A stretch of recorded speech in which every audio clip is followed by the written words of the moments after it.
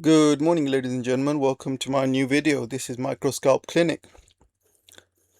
I'm here to show you another technique that we normally use, and this is called the quick attack technique.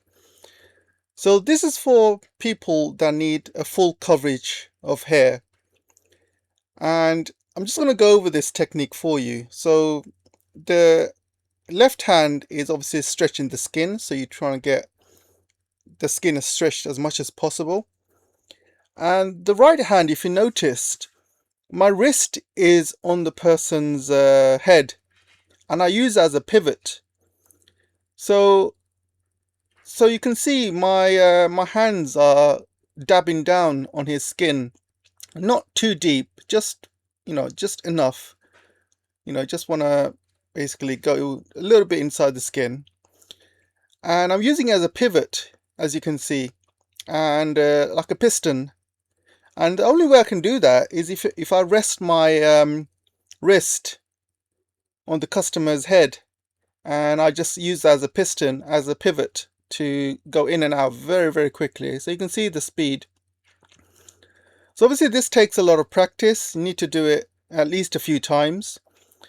And as you get to the different areas, you can see my position of my wrist changes. I just take it out and put it back in a new position, and I continue pistoning, or it's called the quick attack. The advantage of this, you don't get much blowout with this. So when I say blowout, you don't get, if you do it very soft and gently and slowly, what you do is sometimes you get too much ink into the skin, or you go in too deep, for example.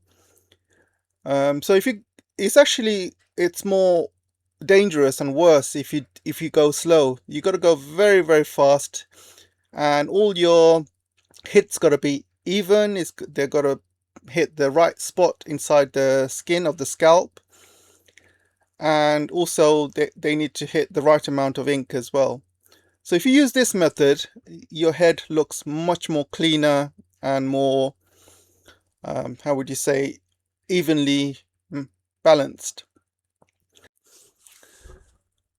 You have to avoid the dots being too close together or too wide apart, especially in the top of head of the skin. You want to make it look as random as possible, because randomness is, is what your head looks like when you shave your head. Things are random. No hair, your hair follicles are not even, they're all uneven. So you want to make it look as random as possible. However, being random is one thing, but having the same, depth when you enter the skin, the same amount of ink when you enter the skin, that is another thing. And you want to try and keep that as even as possible. And this is the best method to do that. And people that don't do this, people that do it slowly, one dot at a time, they don't know what they're doing. I'll be honest with you. And what you have is sometimes you have deep holes with lots of ink, while other places you have small holes with small amount of ink. And that's not what you want, basically. So you want the same amount of ink on each hole, on the same depth. But what you want random is the spacing of the dots, if that makes sense. So your randomness comes from the spacing, not from the depth or or how much ink you use. If you want to change the amount of ink you use, or you want to change, how small or big your hole is, then you have to change the needle. So you just use a smaller needle, basically. So as a summary, guys, I know this video is a bit long.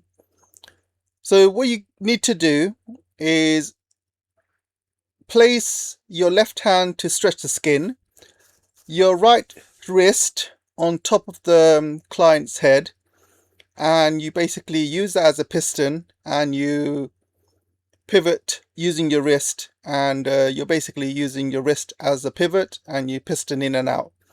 The same depth, same amount of ink in each hit. and you go from space to space doing that.